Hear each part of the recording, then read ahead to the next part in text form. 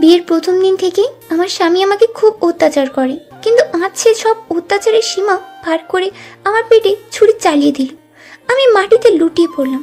পুরো মেঝেতে রক্তের বন্যা বইছে। তীর বিদ্ধ হরিণের মতো আমি নীলের দিকে চেয়ে আছি। নীল হলো আমার স্বামী। ও আমার সামনে বসে হাসছে আর চুপচাপ আমার আর্তনাদ দেখছে, যেন একটা বারের জন্য ওর চোখে আফসোস দেখছি না আমি। আস্তে আস্তে আমার চোখের সামনে সবকিছু ঝাপসা হয়ে আসছে। মৃত্যু যেন আমাকে গ্রাস করে নিচ্ছে। তারপর কি করেছে আমার কিছু মনে নেই। যখন জ্ঞান ফিরল, নিজেকে হাসপাতালের বেডে আবিষ্কার করলাম। আমি তো ভেবেছিলাম আমি মারা যাব, কিন্তু কিভাবে বাঁচলাম সেটা শুধু আল্লাহ জানে। কিন্তু আমাকে হাসপাতালে কে নিয়ে এলো? আশেপাশে তো কাউকে দেখছি না। আমি ওঠার চেষ্টা করছিলাম, হঠাৎ একজন নার্স এসে বললেন, কি করছেন ম্যাম? আপনি এখনো পুরোপুরি সুস্থ হননি, আপনার রেস্টের দরকার। আচ্ছা, একটা কথা জানার ছিল, আমাকে হাসপাতালে কে নিয়ে আসছে? আপনার স্বামী। বলতে পারেন আমার স্বামী? মানে নীল? আমি ভীষণ আশ্চর্য হলাম। নীলই তো আমাকে খুন করার চেষ্টা করেছে, তাহলে ও কেন আমাকে হাসপাতালে নিয়ে আসবে?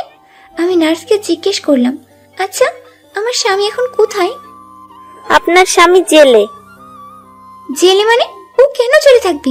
কি করেছে ও? আর আপনি তো বললেন আমাকে নীল হাসপাতালে নিয়ে এসেছে, তাহলে? আপনাকে খুনের চেষ্টার জন্যে। খুনের চেষ্টা? আপনাকে কে বললো ও আমাকে খুন করার চেষ্টা করেছে? উনি নিজেই বলেছেন, আপনাকে যখন হাসপাতালে নিয়ে আসেন আপনার স্বামী, তখন আপনার এই অবস্থা কিভাবে হয়েছে সেটা না জানলে ভর্তি নিত না হাসপাতালে। এটাই আমাদের হাসপাতালের ফর্মালিটি। আর আপনি যে অবস্থায় এসেছিলেন তাতে তো আমরা সবাই ভেবেছিলাম আপনাকে বাঁচানো সম্ভব হবে না। আর আপনার স্বামী তখন সবার সামনে বলেছেন উনি আপনাকে খুন করতে চেয়েছিলেন।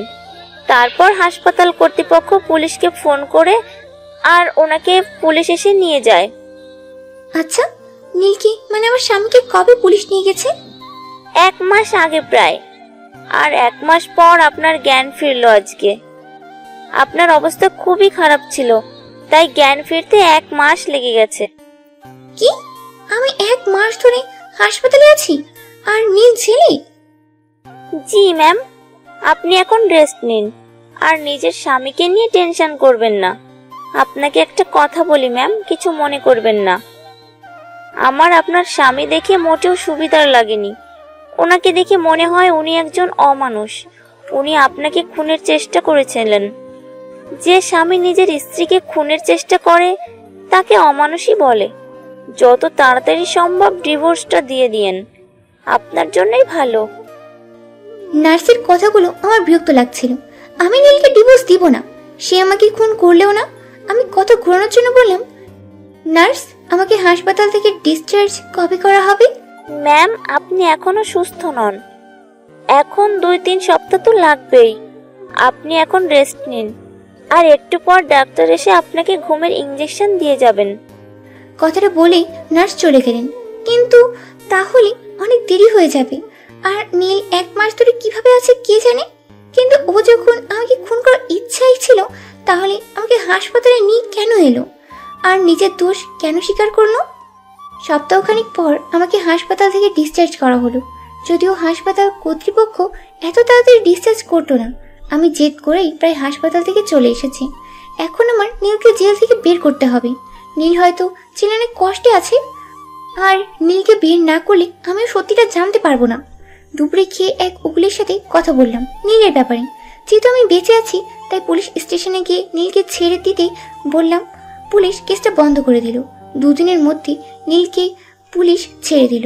নীল আজই জেল থেকে ছাড়া পেয়েছে। বাসায় আসার সময় নীল আমার সাথে একটা কথা বলেনি। বাসায় এসে নিজের রুমে গিয়ে নীল দরজা বন্ধ করে দিল। আমিও আর কিছু জিজ্ঞেস করলাম না। আমি বিছানায় শুয়ে আছি, শরীরটা বেশ খারাপ লাগছে। হঠাৎ নীল আমার রুমে এসে আমাকে হিঁচড়ে একটা টান দিল হাতে। আচমকা নীলের ব্যবহারে আমি কিছুটা চমকে উঠলাম। তাড়াহুড়ো করে উঠে বললাম, কি হয়েছে? আমি ঘুমিয়ে পড়েছিলাম একটু। নীল কিছু না বলে একটা থাপ্পড় লাগিয়ে দিল আমার গালে। আমি হতভম্ব হয়ে গেলাম। আমি তো ভেবেছিলাম ওই ঘটনার পর শুধরে যাবে, কিন্তু আমি নীলকে জিজ্ঞেস জিজ্ঞেস করলাম, আমাকে মারলে কেন? তোকে মারবো না তো কি আদর করবো? তুই জানিস না তোকে আমার সহ্য হয় না। আর তুই শাড়ি পরেছিস কেন? এবার বুঝলাম নীল কেন আমাকে থাপড় মারলো। নীল আমাকে কখনো শাড়ি পরতে দেয় না, আর আজ আমি পুরো শাড়ি পরে ফেলেছি। কি হলো বল, শাড়ি কেন পরেছিস? আমার পেটের ঘাটা তো এখনো শুকিনি, আর সেলাইটার উপরে ওষুধ লাগাতে সমস্যা হচ্ছে ক্ষত স্থানে। মরে তো যাচ্ছিস না, তোর কষ্ট আমার কিচ্ছু যায় আসে না। শাড়িটা খোল। কিন্তু কিন্তু আবার কি? তোর কি মনে হয় তুই আমাকে জেল থেকে বের করে এনেছিস এই জন্য আমি তোকে ভালোবাসবো, তোর প্রতি দয়া দেখাবো? কখনোই না। তোর জন্য আমার বাবা মার সম্পত্তি থেকে বঞ্চিত হয়েছি। তোর কারণে আমার বাবা আমাকে বাসা থেকে বের করে দিছে। এখানে আমার দোষ কোথায়? তোমার জন্যও তো আমি বাসা ছেড়েছি। আম্মু আব্বু আমাকে সহ্য করতে পারে না, এমনকি আমার বাবা মায়ের মৃত্যুর সময়ও আমি তাদের দেখতে পাইনি। তুই এখন আমাকে দোষ দিচ্ছিস? সব দোষ তোর। বলে আমাকে প্রচুর মারতে শুরু করলো। আমি ওকে জিজ্ঞেস করলাম, মারারি যখন ছিল তখন বাঁচালে কেন? হাসপাতালে নিয়ে গেলে কেন? রোজ একটু একটু করে মরার থেকে তো ভালো আমি একেবারে মরে যেতাম। কারণ আমি তোকে তিলে তিলে মারবো, বুঝলি? এখন শাড়িটা খুল, যা। কথাটা বলে আমাকে জোরে একটা ধাক্কা দিয়ে চলে গেল। আমার হাত খাটের ধারালো অংশে লেগে রক্ত বের হতে লাগলো, কিন্তু নীল একবারও ফিরে তাকালো না। আমি নিজেকে সামনে নিয়ে শাড়ি খুলে সালোয়ার পরলাম। নীলকে আমি চিনি আমাদের বিয়ের 2 বছর আগে থেকে। ঠিক চিনি বললে ভুল হবে, কারণ আমার সাথে নীলের শুধু একবারই দেখা হয়েছিল। ওর সাথে আমার প্রেম দেখা হয় হাসপাতালে। আমার বাবা একটা অ্যাক্সিডেন্ট হয়েছিল, ওনাকে রক্ত না দিলে বাঁচানো যেত না। আমি কোথাও রক্ত পাচ্ছিলাম না, আমার মা খুব টেনশন করছিলেন। তখন নীল আমার বাবাকে এসে রক্ত দেয়, কিন্তু তখন আমার ওকে এরকম মনে হয়নি। মনে হয়েছিল ও খুব মিশুক টাইপের ছেলে, সবাইকে আপন করে নিতে পারে। কিন্তু এই নীলের সাথে ওর কোনো মিলই নেই। পরিস্থিতি মানুষকে বদলে দেয়, তাই বলে এতটা? আমার ধারণা ছিল যে মানুষকে রক্ত দিয়ে বাঁচাতে পারে সে অবশ্যই একজন ভালো মানুষ। আমার আর নীলের বিয়েটা জোর করে দেওয়া হয়। যেদিন আমাদের বিয়েটা হয়েছিল সেদিন আমি একটা অনুষ্ঠানে গিয়েছিলাম। আমি যখন সেখানে যাই তখন নীল আমাকে বলে আমার সাথে ওর কিছু জরুরি কথা আছে, আমি যেন ওর সাথে আলাদাভাবে দেখা করি। কিন্তু কথাটা নীল আমাকে সরাসরি বলেনি। একজন ওয়েটার আমাকে একটু চিরকুট দিয়েছিল, সেখানে লেখা ছিল। আমি ওর সাথে দেখা করতে নীলের কথা মতো রুমে যাই। তারপর হঠাৎ করে আমার মাথাটা ঘুরে যায় আর আমি ফ্লোরে পড়ে যাই। যখন জ্ঞান ফিরে তখন দেখি আমি বিছানায় শুয়ে আছি, আর সব মানুষ আমাকে আর নীলকে ঘিরে দাঁড়িয়ে আছে। আমি কিছু বুঝতে পারার আগেই ওখানে উপস্থিত লোকেরা আমাদের বিয়ে দিয়ে দেয় জোর করে। আমাদের কিছু বলার সুযোগ দেওয়া হয় না। নীলও আমাকে বিয়ে করতে রাজি ছিল, সেটা ওর নীরবতা প্রমাণ করে দিচ্ছিল। কিন্তু নীলের বাবা আমাদের বিয়েটা মেনে নেন না, আর আমার বাবা মাও নেননি। আমার বাবা মা আমাকে বলেন যেন আমি কখনো তাদের সামনে না যাই, তারা মরে গেলেও না। সবাই আমাকে ভুল বুঝেছিল। তবে নীলকে ওর বাবা বলেছিল আমাকে যদি ও ডিভোর্স দেয় তাহলে ওকে মেনে নিবে। কিন্তু নীল এরকম কিছুই করেনি। ও আমাকে ডিভোর্স দেয়নি, উল্টে বারবার অত্যাচার করে গেছে প্রত্যেকটা দিন। সেই বিয়ের প্রথম দিন থেকে আমাদের বাসরাতে আমাকে ও নিয়ে যায় ওর এক বন্ধুর বাসায়। ওখানে আমাদের বাসর ঘর সাজানো হয়। আমি বিছানায় বসে নীলের অপেক্ষা করছিলাম, কিন্তু নীল এসে হঠাৎ করে আমাকে এসে বলে আমি যেন সোফায় ঘুমাই। আমি কিছু বুঝতেই পারলাম না, উল্টে ওকে জিজ্ঞেস করাই আমার গালে একটা থাপ্পড় বসিয়ে দিয়ে বলি একবার বললে বুঝিস না তুই? আমি সোফায় গিয়ে ঘুমানোর চেষ্টা করলাম, কিন্তু ঘুম আসছিল না, শুধু কান্না পাচ্ছিল। তারপর আমরা এই বাসায় আসি, কিন্তু তারপর থেকে প্রতিদিন আমাকে অত্যাচার করে নীল। আমাদের সম্পর্ক মোটেও কোনো স্বাভাবিক স্বামী স্ত্রীর মতো কখনো ছিল না। নীল আমাকে শাড়ি পরতে দেয় না, জানি না কেন। মাঝে মাঝে আমাকে স্টোর রুমে আটকে রাখতো অনেক ইঁদুর আর তেলাপোকার মাঝে। বিয়ের 6 মাস এভাবেই কাটে আমার। তারপর একদিন আমার পেটে ছুরি চালিয়ে দেয়, শুধুমাত্র তরকারিতে লবণ বেশি হওয়ার জন্য। এটা কোনো কারণ হতে পারে কি নিজের স্ত্রীকে খুন করার? কিন্তু তবুও আমি ওকে ভালোবাসি, কারণ ও আমার স্বামী। তাই এখনো আমি ওকে ছেড়ে যাইনি, ডিভোর্স দেওয়ার কথাও ভাবিনি। আর নীলও কখনো আমাকে ডিভোর্স দিতে চায়নি। আমার বিশ্বাস নীল একদিন আমাকে ভালোবাসবে। হঠাৎ করে নীল এসে বলল কিরে, এত কি ভাবছিস? তোকে আমার শার্টগুলো ধুতে বলেছিলাম, ধুসনি কেন এখনো? আমি কি পরবো? আমি আসলে ভুলে গেছিলাম, এক্ষুনি ধুয়ে দিচ্ছি। আমি নীলের রুমে গিয়ে রুম থেকে আলমারি খুলে ওর জামা বের করছিলাম, হঠাৎ একটা কালো রঙের ডায়েরি আমার চোখে পড়লো। ডায়েরি খুলে পড়তে ইচ্ছে করছে খুব। এটা যদি নীলের ডায়েরি হয় তাহলে আমার সব প্রশ্নের উত্তর এখানেই পাবো আমি। তাই ডায়েরি খুলে পড়া শুরু করব। ঠিক সেই সময় নীল রুমে প্রবেশ করলো। আমি ডায়েরিটা ওড়নার নিচে লুকিয়ে নিলাম। নীল আমাকে দেখে খুব রেগে গেল। কিরে, এতক্ষণ ধরে কি করছিস তুই? কিছু না, আমি তো তোমার শার্ট বের করছিলাম। কিছু না করলে তোর শার্ট বের করা হয়নি কেন এখনো? তাড়াতাড়ি বের করে নিয়ে যা। জি, যাচ্ছি। আমি নিজের সাথে করে ডায়েরিটা লুকিয়ে নিয়ে আসি। তারপর সেটা স্টোর রুমে লুকিয়ে রেখে কাপড় কাচতে যাই, কারণ আমার রুমে লুকিয়ে রাখতে পারবো না। যদি নীল দেখে তাহলে অনেক ঝামেলা হবে। কাপড় কাচার সময় কেটে যাওয়ার জায়গায় খুব ব্যথা করছিল, কিন্তু কিছু করার নেই। আমার কোনো মতে কাপড়গুলো কেচে রান্নাঘরে গিয়ে রুমে আসলাম। হঠাৎ নীল আবার চিল্লাচিল্লি শুরু করে দিছে। জয়া, কোথায় তুই? কি বলো, কি হয়েছে? এভাবে কেউ কাপড় কাচে? ময়লা তো পরিষ্কারই হয়নি। আসলে আমার খুব টান ধরছিল পেটের কাটা জায়গায়, কাচতে পারছিলাম না, তাই আর কি। তাই জন্য তুই আমার জামা কাপড় ভালো করে কাচিসনি? না নীল, আমি ভালো করে কেচেছিলাম। তুই আমার মুখের উপর কথা বললি কেন? তোর খাওয়া দাওয়া বন্ধ। শুধু খাওয়া দাওয়া বন্ধ করেও থামলো না, আমাকে টানতে টানতে স্টোর রুমে গিয়ে আটকে রাখলো। নীল আমার কথা শোনো। নীল আমার কথা শুনলো না। আমি স্টোর রুমে বসে কাঁদতে লাগলাম। হঠাৎ আমার নীলের ডায়েরির কথা মনে পড়লো। আমি ডায়েরিটা এখানে লুকিয়ে রেখেছিলাম। ডায়েরিটা খুঁজতে শুরু করলাম, আর পেয়েও গেলাম। ডায়েরিটার প্রথম পৃষ্ঠা পড়ে বুঝলাম এটা নীলেরই ডায়েরি। ডায়েরিটা পড়তে শুরু করলাম। আমি নীল, বড়লোক বাবার একমাত্র ছেলে। ছোটবেলা থেকে যা চেয়েছি সব পেয়েছি। ছোটবেলা থেকে বাবা আমার সব আবদার পূরণ করতেন। যখন কলেজে পড়ি তখন আমি ছিলাম কলেজের সব থেকে হ্যান্ডসাম বয়। মেয়েরা আমার সাথে প্রেম করার জন্য পাগল ছিল। আমিও সব সুন্দরী মেয়েদের সাথে প্রেম করতাম। কলেজে কোনো সুন্দরী মেয়ে আসতেই তার সাথে প্রেম করতাম। বাবা মা আমাকে তেমন কিছু বলতো না।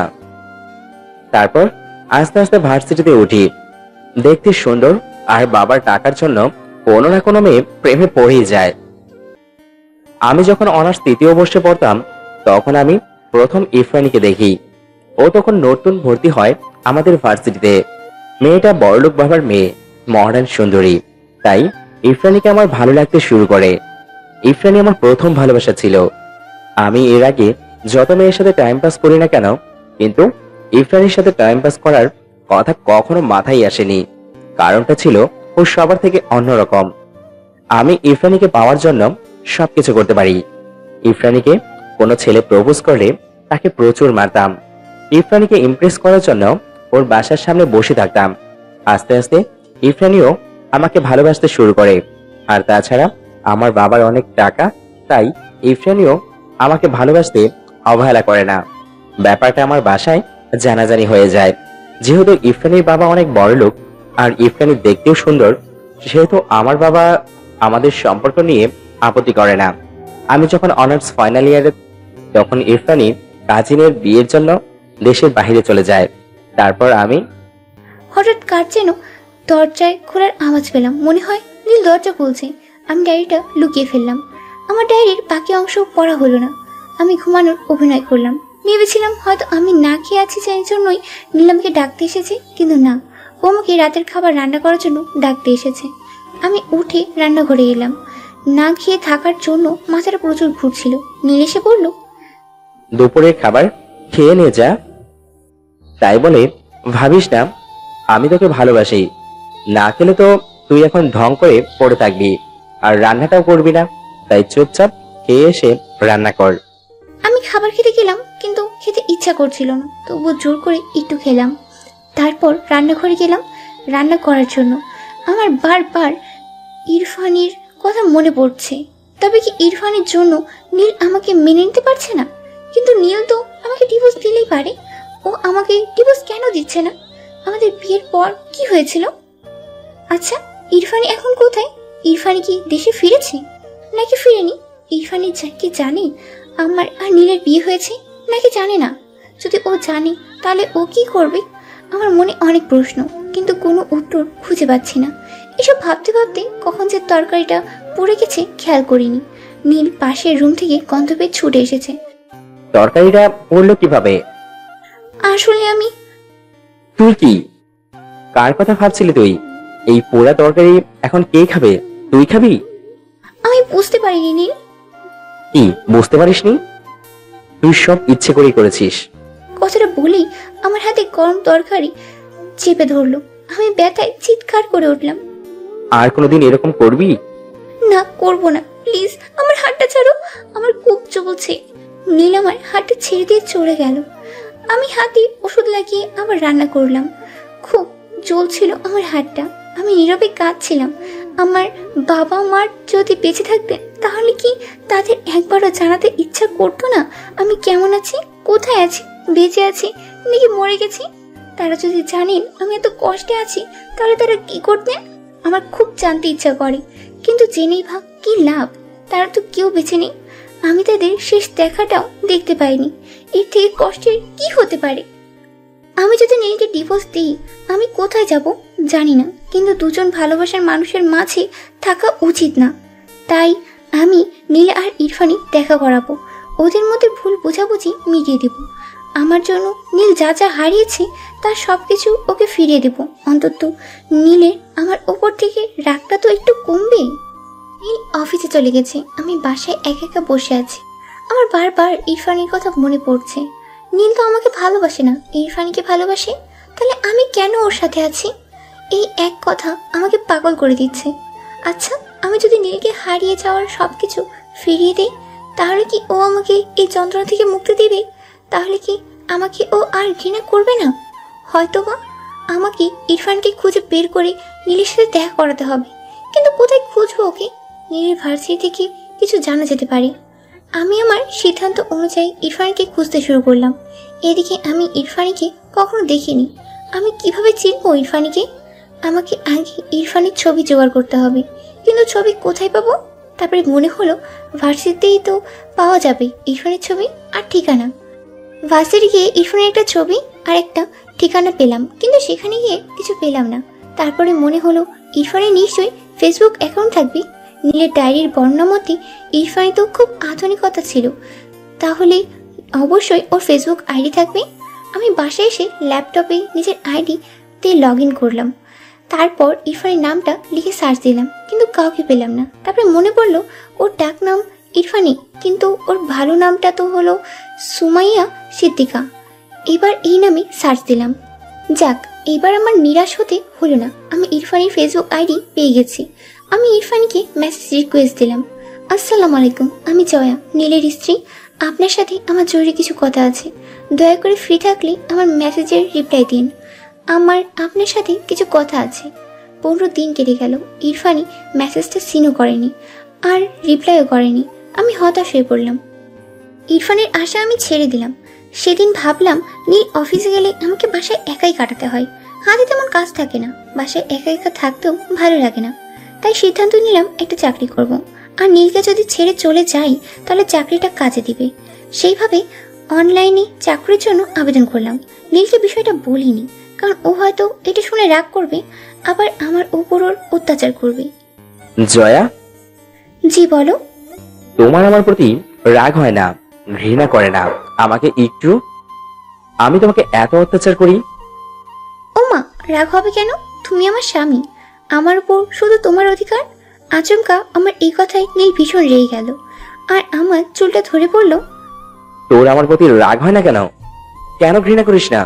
আমার লাগছে, ছাড়ো। লাগুক, তুই বল আমাকে ঘৃণা করিস? তুমি পাগল হয়ে গেছো নীল। হ্যাঁ, আমি পাগল। তোর চোখে ঘৃণা দেখার জন্য আমি পাগল। তুই বল আমাকে ঘৃণা করিস? নীল, আমি কেন তোমাকে ঘৃণা করব? কি আবল তাবল বলছো?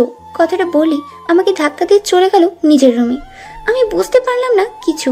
কেন ঘৃণা দেখতে চাই নীল আমার চোখে?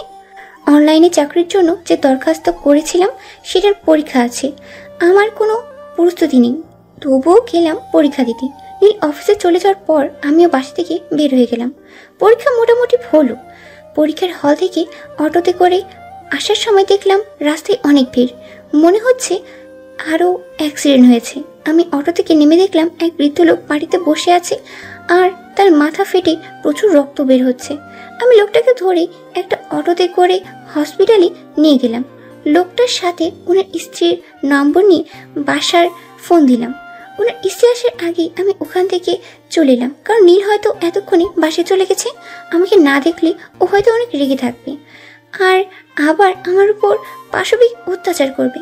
আমি বাসায় আসার পর দেখলাম নীল এখনও আসেনি। নীল তো এতক্ষণে চলে আসে, কিন্তু আসেনি কেন? আমি নীলের ফোনে বারবার ফোন দিলাম, কিন্তু কল রিসিভ করলো না কেউ। আমার নীলের জন্য খুব টেনশন হচ্ছিল। নীলের জন্য অপেক্ষা করতে করতে রাত 12টা বেজে গেল, এখনও নীল আসেনি। আমি অপেক্ষা করতে করতে ঘুমিয়ে পড়লাম সোফাতে। 1টার দিকে নীল এলো, আমি তখনও ঘুমিয়ে। হঠাৎ নীল এসে আমাকে ডাকলো। আমি উঠতেই আমাকে জড়িয়ে ধরে কাঁদতে লাগলো। আমি ওর এই ব্যবহারে অনেক বেশি অবাক হলাম।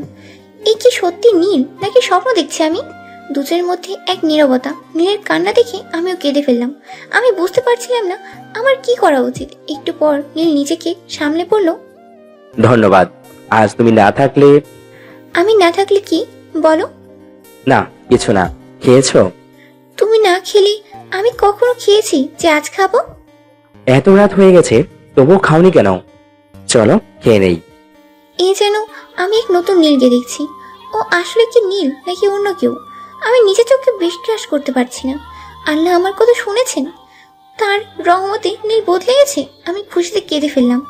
নীল আর আমার সাথে খারাপ ব্যবহার করে না, অনেক বেশি কেয়ার করে। নীল অফিস থেকে আসার সময় আমার জন্য একটা গিফট এনেছে। আমি খুলে দেখলাম একটা শাড়ি। জয়া, তোমার তো শাড়ি খুব পছন্দ তাই না? আর শাড়ি তোমাকে অনেক মিষ্টি লাগে, কিন্তু আমি তো কখনো পরতে দিতাম না। শাড়ি? আমি কিছু বলতে পারছিলাম না, শুধু আবেগে চোখ থেকে পানি পড়ছিল। নীল আলতো করে আমার চোখের জল মুছে পড়ল। আমি চাই আমাদের সম্পর্ক ঠিক করে নিতে। কি বলছো কি? আমাকে একটা স্বাভাবিক জীবন দিবে জয়া? আমি সত্যি আজ ক্লান্ত। আমি কিছু বলতে পারছিলাম না, শুধু কান্না পাচ্ছিল। আমি কান্না থামিয়ে বললাম, নীল আমাকে কিছুদিন সময় দিবে? ঠিক আছে।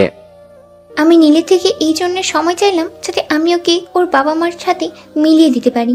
আমি নীলের বাবা মার সাথে দেখা করার জন্য বাইরে দাঁড়িয়ে আছি। নীলের বাবা মা আমাকে দেখে প্রচুর রেগে গেলেন। তুমি কেন এসেছো? আমার ছেলেকে আমার থেকে দূরে করে এখন আবার কি করতে এসেছো? আন্টি, সব দোষ আমার, আপনার ছেলের কোনো দোষ নেই। আমার দোষের শাস্তি কেন নিজের ছেলেকে দিবেন? আপনাদের ছেলে এখনো আপনাদের জন্য কাঁদে। দয়া করে নীলকে আপনারা মেনে নিন। বিনিময়ে আমি নীলের জীবন থেকে চলে যাব, কিন্তু নীলকে এরকম শাস্তি দিবেন না। আপনাদের ছাড়া আমরা ভালো নেই। প্লিজ আঙ্কেল আন্টি, নীলকে ক্ষমা করে দিন। নীলের বাবা মা কাঁদতে লাগলো। মারে, তোমাকে আমরা ভুল বুঝেছিলাম। ভেবেছিলাম তুমি আমাদের ছেলেটাকে টাকার জন্য বিয়ে করেছো, কিন্তু আজ বুঝলাম নীলের কিছু না থাকা সত্ত্বেও তুমি ওকে ছেড়ে যাওনি। আমাদের নীল অনেক ভাগ্যবান যে তোমার মতো স্ত্রী পেয়েছে। নীলের জন্যে তোমার মতো ভালো মেয়ে আমরাও পেতাম না। নীল জীবনে অনেক অন্যায় করেছে, আর সেই অন্যায়গুলোকে আমরাও সমর্থন করেছি, কখনো কিচ্ছু বলিনি। কিন্তু আমার ছেলে কোনো ভালো কাজের ফলস্বরূপ তোমাকে পেয়েছে। আল্লাহ ভালো জানেন।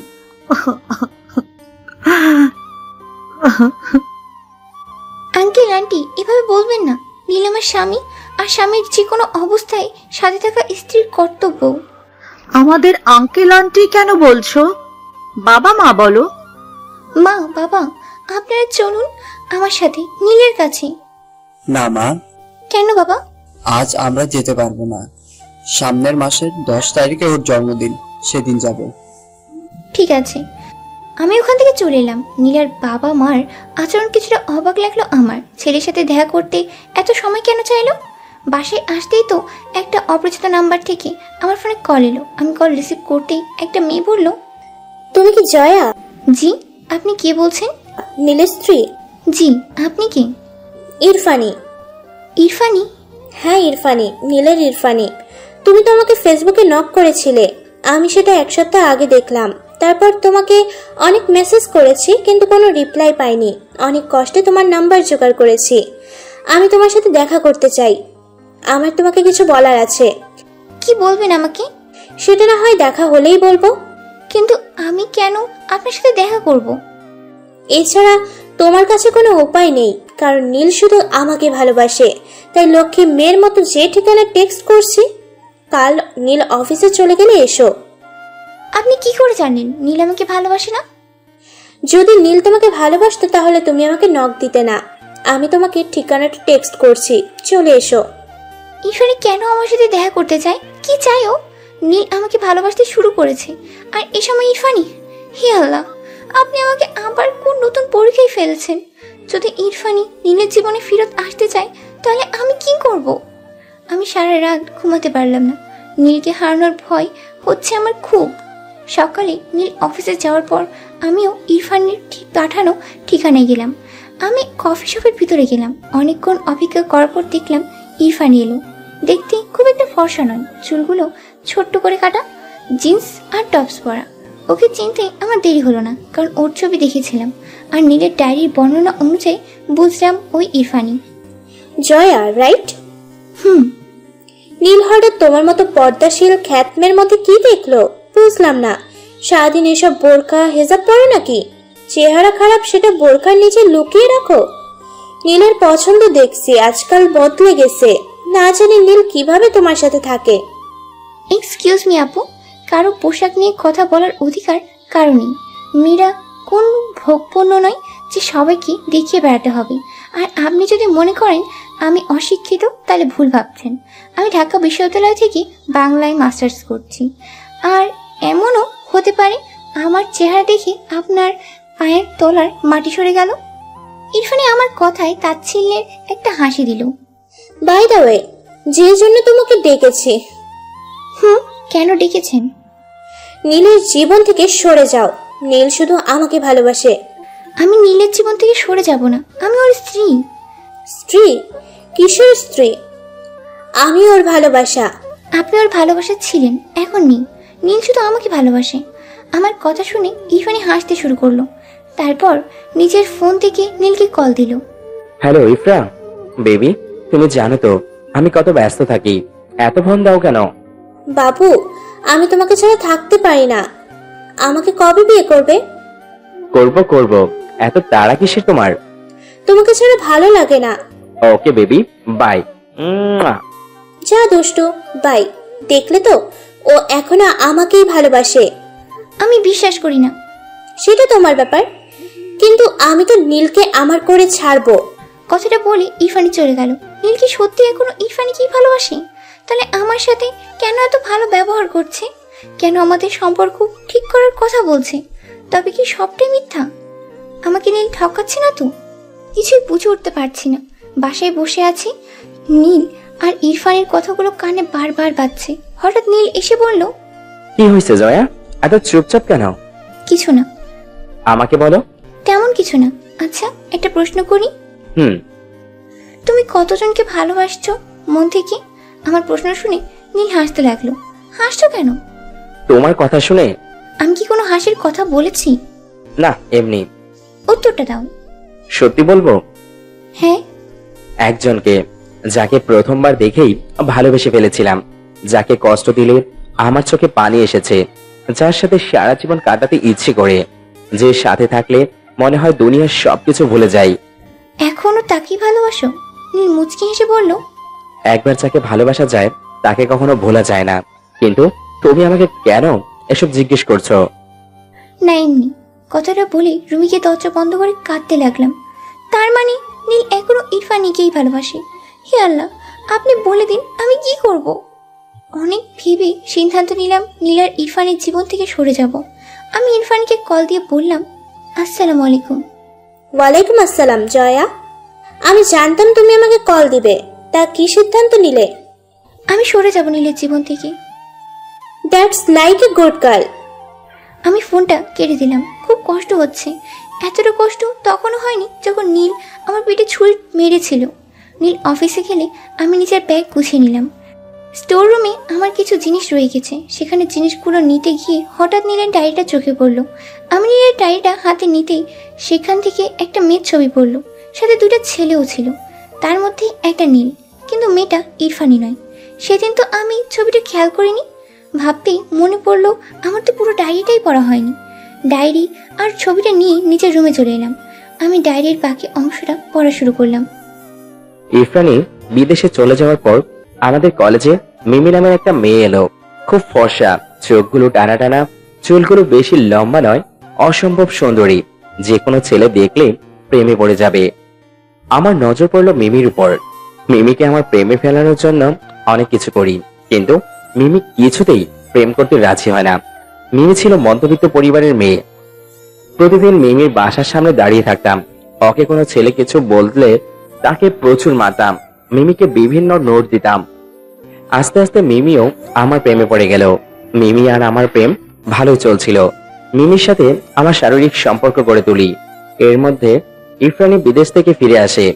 আমি মিমির সাথে ব্রেকআপ করে ফেলি, কিন্তু মিমি আমাকে ছাড়তে রাজি নয়, কারণ মিমি প্রেগনেন্ট ছিল। ওকে অনেক বোঝালাম, কিন্তু ও বুঝতেই চাইছিল না। এদিকে ইরফানি যদি জানে আমার আর মিমির সম্পর্কের কথা, তাহলে আমি ফেঁসে যাব।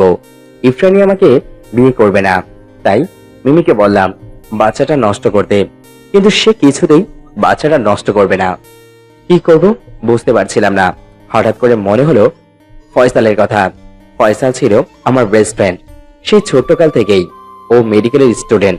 ভাবলাম ওর থেকে পরামর্শ নিব। ফয়সালকে আমি মিমির কথা বললাম, কিন্তু ও শুনে বলল ও মিমির সাথে দেখা করবে, তারপর আমরা সবাই বসে একটা সিদ্ধান্তে যাব। কিন্তু আমি জানতাম না মিমির জন্য ফয়সাল এতটা বদলে যাবে। আমার বেস্ট ফ্রেন্ড হওয়ার সত্ত্বেও ও মিমিকে সাপোর্ট করতে লাগলো। ফয়সালও আমার বিরুদ্ধে চলে গেল। তখন আমার মাথায় একটা প্ল্যান এলো। আমি ফয়সালের বিশ্বাসঘাতকতার প্রতিশোধ নিতে চাইছিলাম। আমি মিমিকে ডাকলাম আমার সাথে দেখা করার জন্য। মিমি এলো। আমি মিমিকে বিয়ে করব, কিন্তু একটা শর্তে, সে যদি আমার কথা শুনে চলে। মিমি অসহায় ছিল, আমার কথায় রাজি হয়ে গেল। আমি মিমিকে বললাম ও যেন আমার কথা মতো একটা চিঠি লিখে। চিঠি ছিল এইরকম যে, ফয়সাল ভাইয়াকে আমি আমার নিজের ভাই মনে করতাম, কিন্তু ও আমার সাথে শারীরিক সম্পর্ক করে জোর করে, আর আমার পেটে বাচ্চা চলে আসে, কিন্তু ফয়সাল ভাইয়া বাচ্চাটাকে মেনে নিতে চাচ্ছে না।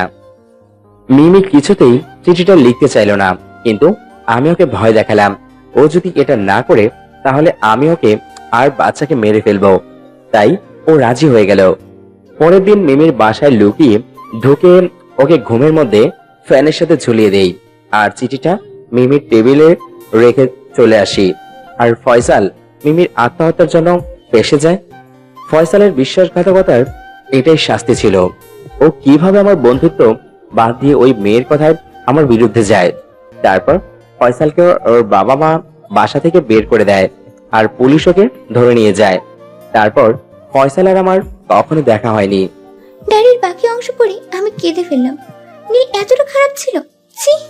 মিমি মেয়েটা তো নির্দোষ ছিল, আর ফয়সাল সেও নির্দোষ ছিল। নিজের বেস্ট ফ্রেন্ডকে এভাবে যে ফাঁসাতে পারে সে অমানুষেরও কিচ্ছু না। নীলকে আমি ঘৃণা করতে শুরু করলাম। নীলের মুখ দেখতেও আমার এখন ঘৃণা হচ্ছে। নীল যে এত খারাপ সেটা কি ইরফানি জানে? হয়তো বা জানে না। জানলে এরকম একটা অমানুষকে ভালোবাসতো না। আমি সিদ্ধান্ত নিলাম ইরানিকে সব সত্যিটা বলবো। আমি একটা মেয়ে হয়ে অন্য মেয়ের জীবন নষ্ট করতে পারি না। আমি ইরফানিকে কল করে আবার আমার সাথে দেখা করতে বললাম। কেন ডেকেছো আমাকে জয়া?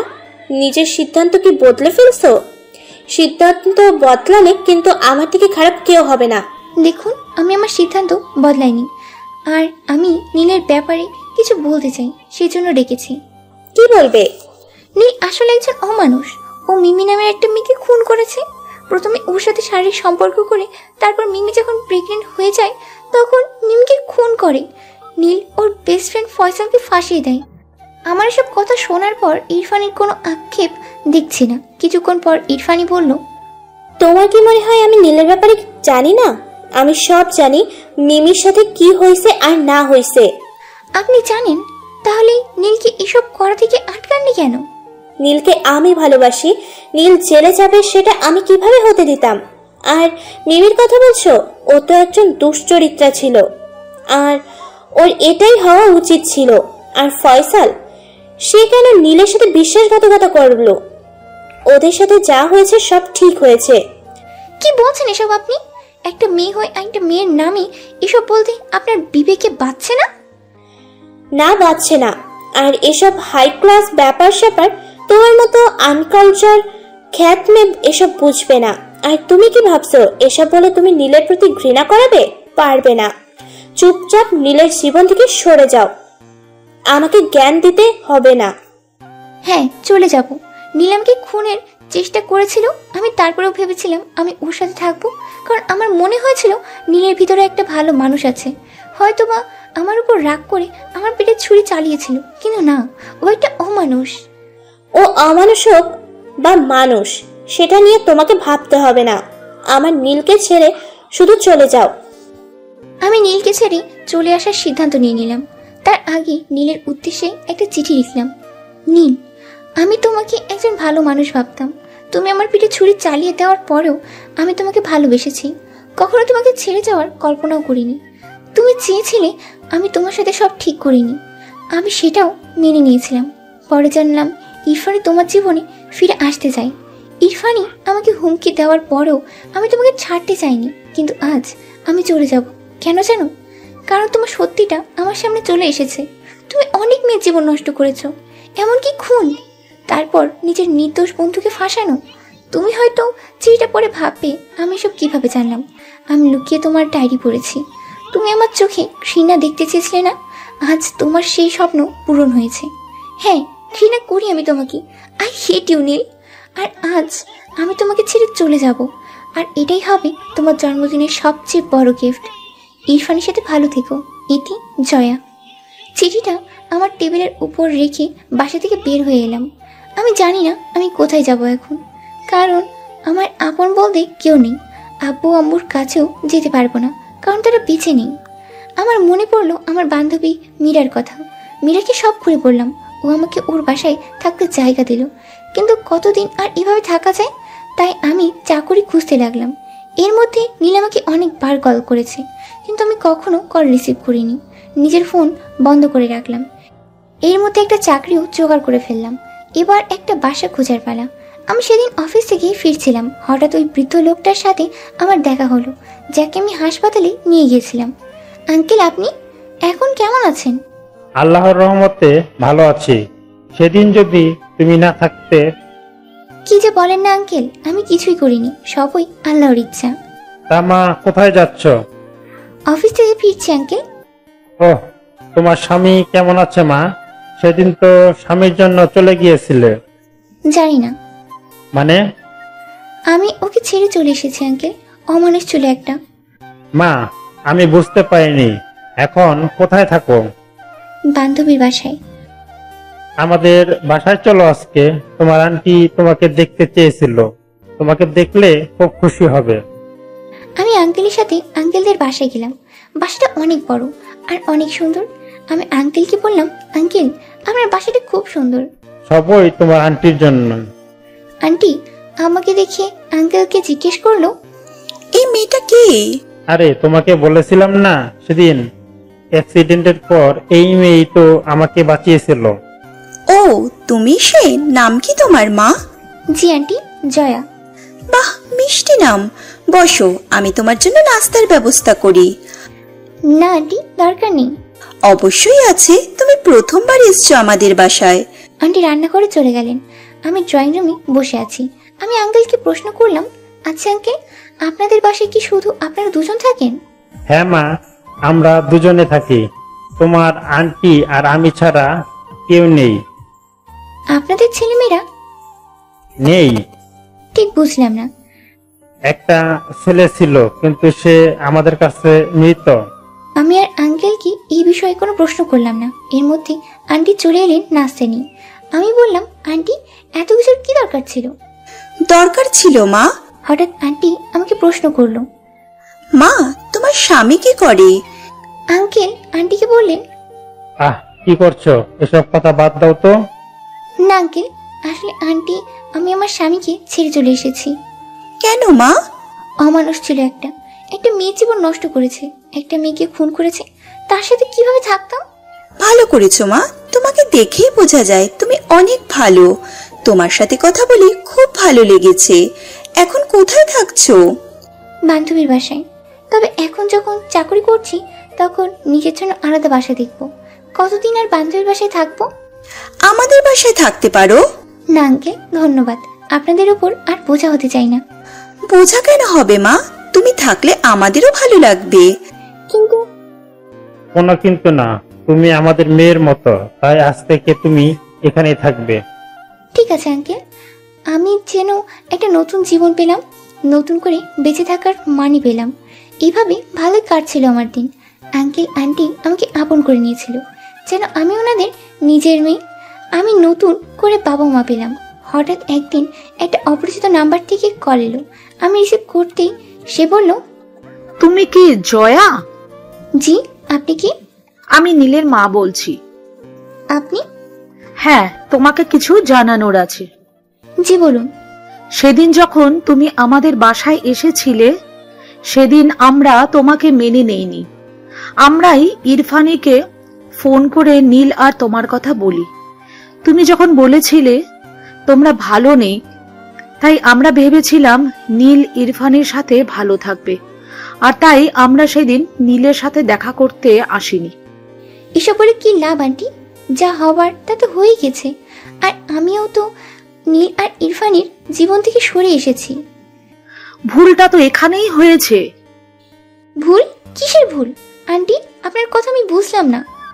আমরা নীলের জন্মদিনে নীলের সাথে দেখা করতে যাই, তখন জানতে পারলাম তোমার সাথে যার বিয়ে হয়েছে সে আদৌ নীল না, নীলের বন্ধু ফয়সাল। মানে কি বলছেন এসব? ঠিকই বলছি। তাহলে নীল কোথায়? জানি না, আমাদের পাপের শাস্তি আমরা পেয়ে গেছি। আমাদের ক্ষমা করে দিও মা। আপনার সাথে আমি পরে কথা বলছি বলে ফোনটা কেটে দিলাম। আমার অনেক বড় একটা ভুল হয়ে গেছে। আমি এক্ষুনি বাসায় যেতে হবে। আমি বের হচ্ছিলাম, এমন সময় আন্টি এসে বললেন, কোথায় যাচ্ছ মা? আন্টি আমি বাসায় যাচ্ছি, অনেক বড় একটা ভুল হয়ে গেছে। এখন না গেলে অনেক দেরি হয়ে যাবে। কি হবে বলে তো যাও। ফিরে এসে বলবো। আর কোনো কথা না বলে আমি বাসা থেকে বের হয়ে গেলাম। বাসায় এসে দেখি ও বাসায় আছে। আমাকে দেখতে জড়িয়ে ধরে কাঁদতে লাগলো। কোথায় চলে গিয়েছিলে জয়া? আমি তোমাকে ছেড়ে কত কষ্টে ছিলাম জানো। একবার তো ফোনটাও রিসিভ করতে পারতে। তুমি কি? আমি কে মানে? আমি তো তোমার স্বামী। তুমি আমার স্বামী সেটা আমি জানি, কিন্তু তোমার আসল পরিচয় কি? আমি নীল। তুমি নীল নাও মিস্টার ফয়সাল। আমি সবটা জেনে গেছি। কেন এমন করলে আমার সাথে? আর নীল এখন কোথায়? আমি জানি তোমার অনেক প্রশ্ন, আজ সব প্রশ্নের উত্তর দেব। হ্যাঁ বলো, আমি জানতে চাই। জয়া, যেদিন তোমাকে প্রথমবার হাসপাতালে দেখি সেদিন প্রথম প্রেমে পড়ে যায়। আমি তোমার মুখ তো দেখিনি সেদিন, কিন্তু তবুও প্রেমে পড়ে যায়। নীলও যখন আমার সাথে ছিল, কিন্তু তোমার সাথে দেখা করতে আসার সময় একজনের সাথে ধাক্কা খেয়ে আমার শার্টে কালি লেগে যায়। কিন্তু ওই অবস্থায় তোমার সামনে যেভাবে যেতাম সেটা ভেবেই পাচ্ছিলাম না। তখন নীলর শার্টটা আমাকে দেয়, যেখানে নীলের লাগানো নেম প্লেটও ছিল। তোমার সাথে দেখা করার পর জানতে পারলাম তোমার বাবার অপারেশনের জন্য রক্ত লাগবে, কিন্তু তুমি কোথাও রক্তই পাচ্ছ না। আর তোমার বাবার রক্তের সাথে আমার রক্ত মিলে যাওয়ায় আমি তোমার বাবাকে রক্ত দিই। তারপর তোমার সাথে কথা বলতে বলতে আমি আরো তোমার প্রেমে পড়ে যাই। কিন্তু সেদিন তুমি যখন আমার নাম জিজ্ঞেস করেছিলে, ঠিক সেই সময় আমি নীলের নেম প্লেট পড়েছিলাম। তুমি ভাবলে আমার নাম নীল। ভেবেছিলাম প্রথমবার দেখা হলে পরের বার দেখার সময় সত্যিটা বলে দিব, কিন্তু বলার কখনো সুযোগই হলো না। তুমি আমাকে ভালোবাসতে, তাহলে বিয়ের পর এত অত্যাচার কেন করতে? তুমি তো চাইলে বলে দিতে পারতে তুমি নীল নয় ফয়সাল। কেন বলনি? তারপর জীবন কেমন যেন এলোমেলো হয়ে গেল। নীল আমাকে মেমের সাথে ফাঁসিয়ে দিল, আর সবাই আমাকে অবিশ্বাস করলো। এমনকি আমার বাবা মাও, তারা আমাকে ঘৃণা করতে শুরু করলো। তাদের কাছে আমি বেঁচে থেকে মৃত। তারপর আমাকে পুলিশে নিয়ে যায়। 6 মাস জেল খাটার পর আমার এক মামা আমার জামিন করায়, কিন্তু আমি আমার বাবা মার সামনে যেতে পারছিলাম না। এর থেকে বড় কষ্ট কি আর হবে? তার মানে নীলের সম্পর্কে আমি যা যা পড়েছি ডায়েরিতে সব সত্যি? হ্যাঁ সত্যি। কিন্তু ডায়েরিটা তুমি কোথায় পেলে? নীলের বাসা থেকে চুরি করে নিয়ে এসেছিলাম কি? কিন্তু কেন? নিজেকে নির্দোষ প্রমাণ করার জন্য। আর নীল যে মিমির খুনি, মিমি আত্মহত্যা করেনি সেটা প্রমাণ করতে। কিন্তু সেই ডায়েরির কথায় কেউ বিশ্বাসই করলো না, সবাই ভাবলো আমি দোষী। তারপর ঠিক করলাম আমি নীলের সাথে দেখা করব, ওকে সত্যিটা স্বীকার করাবো। তারপর আমি নীলের সাথে দেখা করতে ওই অনুষ্ঠানে যাই যেখানে তুমিও ছিলে। সেদিন আমাদের মধ্যে অনেক হাতাহাতি হয় আর আমি নিজেকে বাঁচাতে নীলকে খুন করে ফেলে। ঠিক সেই সময় রুমে তুমি আসো আর হঠাৎ করে অজ্ঞান হয়ে যাও। কিন্তু সেদিন আমি তো তোমার সাথে আর কাউকে দেখিনি। কারণ আমি নীলের লাশের খাটের তলায় লুকিয়েছিলাম।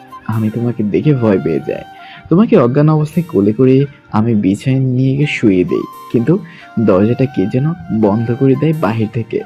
আর সবাই ভুল বুঝে আমার আর তোমার বিয়ে দিয়ে দেয়। যেহেতু আমি তোমাকে আগে থেকে পছন্দ করতাম তাই বিয়ে দিতে আপত্তিও করিনি। আমাকে ভালো যদি বাসতে আমার থেকে সত্যি কেন লুকিয়ে আমার চোখে নীল হয়ে থাকলে? কারণ হঠাৎ করে আমার মনে পড়ে তোমার মাধ্যমে আমি সবার চোখে নীলের প্রতি ঘৃণা তৈরি করতে পারবো, আর নীল যে অপরাধী সেটাও সবার সামনে আসবে।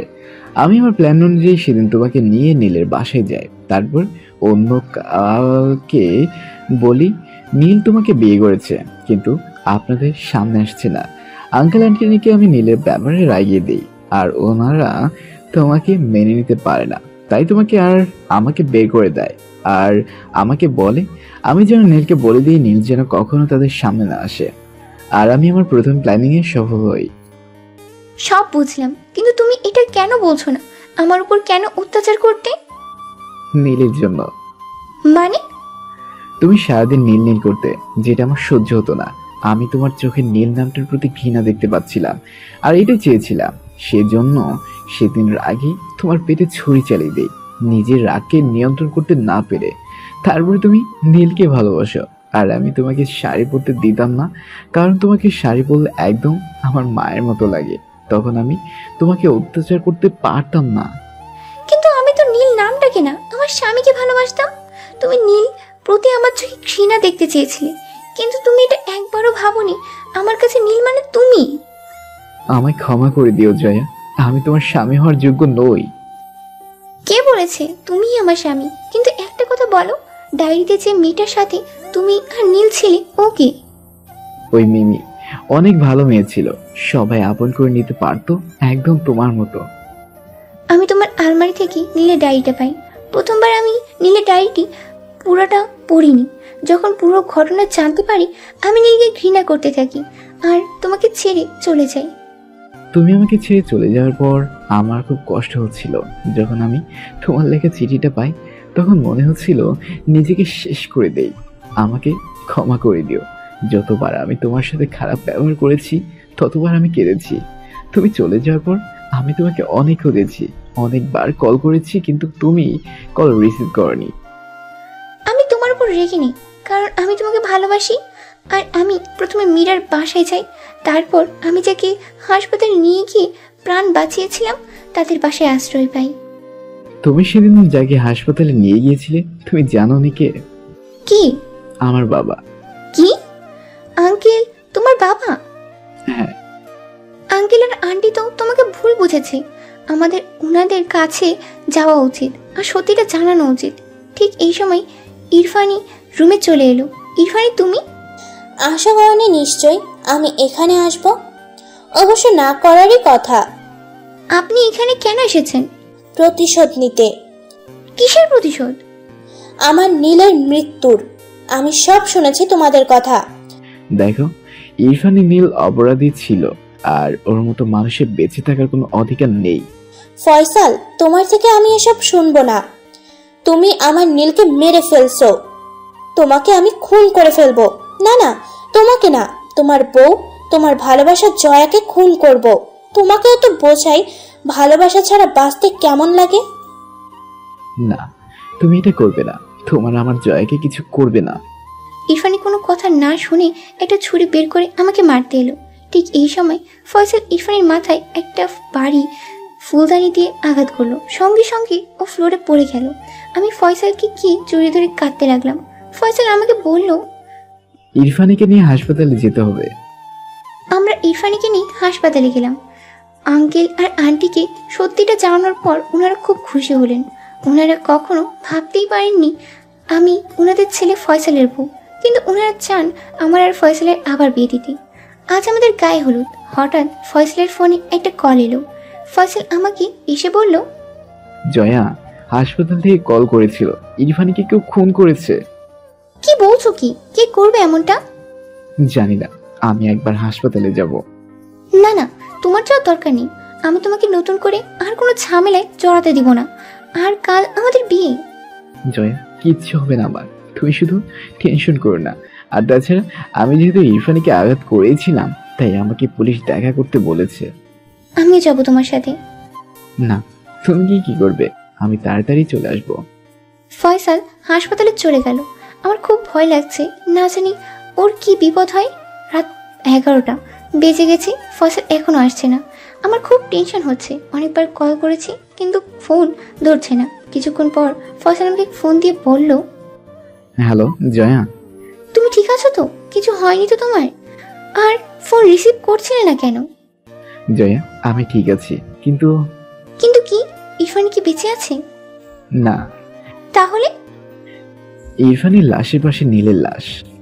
কি কি বলছো সব? তুমি তো বলেছিলে নীল মা। হ্যাঁ, কিন্তু নীলের লাশ এখানে কিভাবে? আর ওর মৃত্যুর তো 1 বছর হয়ে গেছে, কিন্তু এই লাশটা দেখে মনে হচ্ছে কয়েক ঘন্টা আগে মারা গেছে। আর হাসপাতাল কর্তৃপক্ষের সামনে খুন 2টা হয়েছে। কিন্তু এসব কিভাবে সম্ভব? কে করেছে খুন? ওরা দুইজনকে খুন করেছে। কি কিভাবে সম্ভব?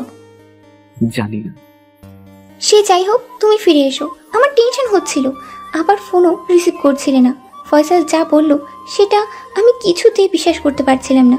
নীল কিভাবে? কিন্তু সবার সামনে বিশ্বাস করার অভিনয় করলাম। কেউ তো আর সত্যিটা জানে না। আমি একবার নীলের বাবা মা সাথেও দেখা করতে যাব ফয়সাল। কেন জয়া? ওনাদের সাথে কথা বললে ওনাদের একটু ভালো লাগতো। ঠিক আছে, যাও। আমি নীলের বাবা মার সাথে দেখা করতে এলাম। খুব ভেঙে পড়েছে নীলের মৃত্যুতে। একমাত্র ছেলেকে হারালে কষ্ট পাওয়ারই কথা। মিমির বাবা মাও মনে হয় এতটা কষ্ট পেয়েছিল। আজ আমাদের বিয়ে। ফয়সালকে বেশ চিন্তিত লাগছে। চিন্তার কারণ নিশ্চয়ই নীল। আমি ফয়সালকে অনেকবার বুঝিয়েছি, যা হয় ভালোর জন্যই হয়, তবুও টেনশন করছে। এদিকে আমি নতুন বউ সেজে বসে আছি, ওর কাছেও যেতে পারছি না। বিয়ের কার্যক্রম শেষ, আমি বাসর ঘরে বসে আছি। ফয়সাল রুমে প্রবেশ করলো, কিন্তু ওকে খুবই চিন্তিত দেখাচ্ছে। তুমি টেনশন কেন করছো? আমাদের প্ল্যানটা ছিল নীলকে আর ওদের পরিবারকে শুধু কষ্ট দেয়া, মেরে ফেলা নয়। কিন্তু নীল আর ইরফানি তো মারা গেল, এখন কি হবে? কিছু হবে না। তোমার অভিনয়টা খুব ভালো ছিল, কারো সন্দেহ হয়নি তোমার উপর। অভিনয়টা তো করতেই হতো। ওই নীল আমার বোন মিমি আর ওর বাচ্চাকে মেরে ফেলেছে। শুধু তাই না, ওর কারণে আমার বাবা মা মারা গিয়েছে। আমার বাবা খুব ভালো মানুষ ছিলেন। মিমি আপুর আত্মহত্যা সহ্য করতে না পেরে তিনিও আত্মহত্যা করে বসেন। কিন্তু উনি সত্যি জানতে পারলেন না মিমি আপু নির্দোষ ছিল। আমার পরিবারের সবাইকে অনেক অপমান সহ্য করতে হয়েছে। সবাই আমার আপুর চরিত্র নিয়ে কথা বলেছে। সবাই শুধু আমাদের ঘৃণা করেছে। আমিও সেই ঘৃণা দেখতে চেয়েছিলাম নীলের পরিবারের প্রতি, সবার। আর তুমি নীল সেজে যা যা করছো তাতে আমার ইচ্ছে পূরণ হয়েছে।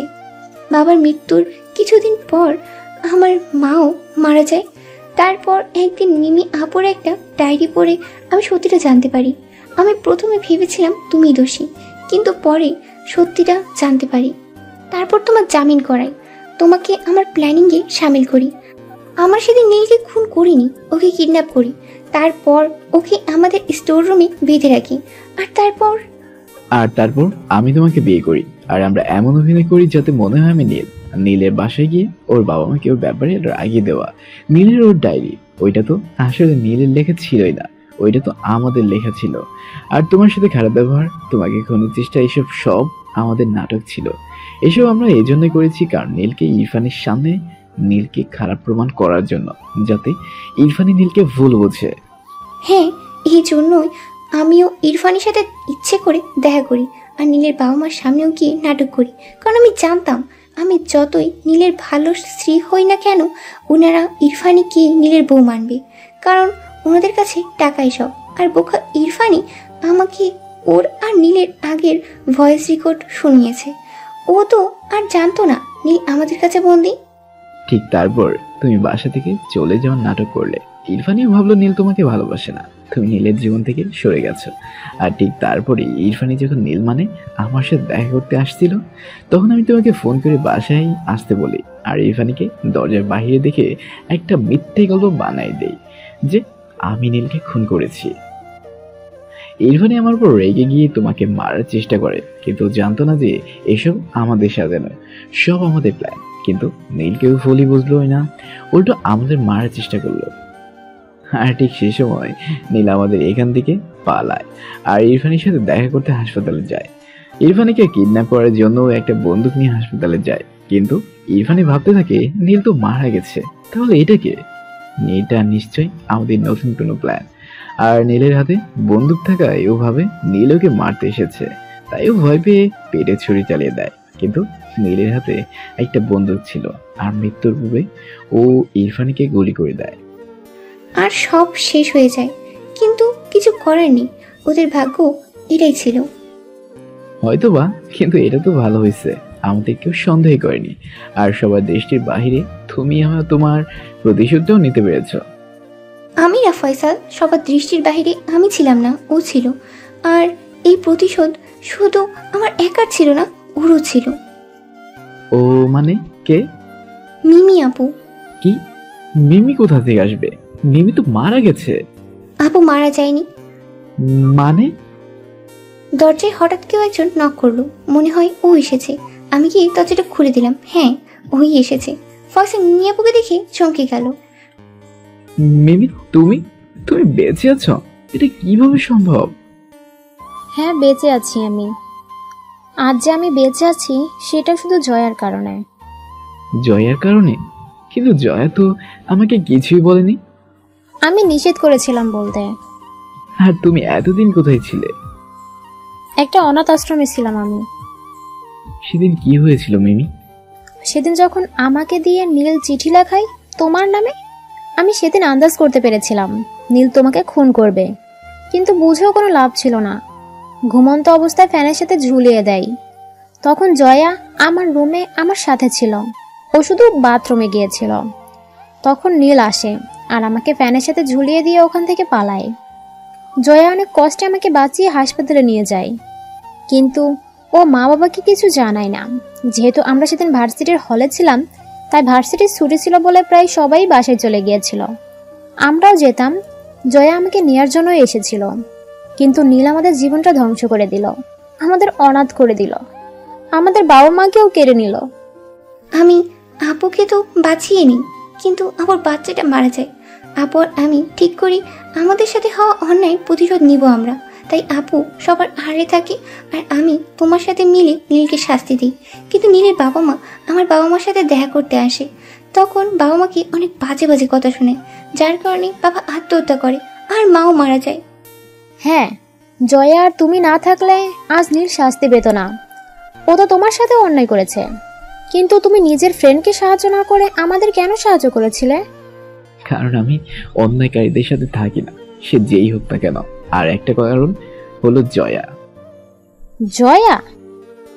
হ্যাঁ, আমি ওকে প্রথম দিন থেকে ভালোবাসতাম। আর আমি এটাও জানতাম জয়া তোমার বোন।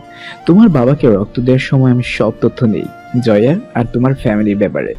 আর যখন নীল তোমার সাথে এসব অন্যায় করে আমাকে ফাঁসিয়ে দেয়, আমি নীলের পক্ষ না নিয়ে তোমাদের সাপোর্ট করি। আমি আন্দাজ করেছিলাম তুমি জয়াকে ভালোবাসো, তাই জয়াকে তোমাকে বিয়ে করতে বলি। আজ তোমাদের বিয়ে হয়েছে শুনে এজন্য আমি অনেক খুশি। আমার বোনকে তোমার থেকে ভালো কেউ রাখতে পারবে না। আমি আসি, ভালো থেকো তোমরা। ওর মতো মানুষের বেঁচে থাকার অধিকার এমনিতেও নেই। কোথায় যাবে তুমি আপু? অনাথ আশ্রমে, আমার ইচ্ছে পূরণ করতে। আমি অনাথ আশ্রমের বাচ্চাদের মায়ের মতো ভালোবাসবো। নিজের সন্তানকে বাঁচাতে পারেনি তো কি হয়েছে, ওদের মধ্যে নিজের সন্তানকে খুঁজে বাকি জীবনটা কাটিয়ে দিব। না আপু, তোমাকে আমি যেতে দিব না। এতদিন পর তোমার সাথে দেখা হলো, তুমি এভাবে যেতে পারো না। ফয়সাল, ওকে সামলাও, আমি আসছি। আমার দেরি হয়ে যাচ্ছে। মিমি আপু চলে গেল, আমি ফয়সালের কাঁধে মাথা রেখে কাঁদতে লাগলাম। এই কান্নাটার মানে ছিল একদিকে নিজের বোন চলে যাওয়ার কষ্ট, অন্যদিকে আমাদের নতুন জীবন শুরু করার আনন্দ।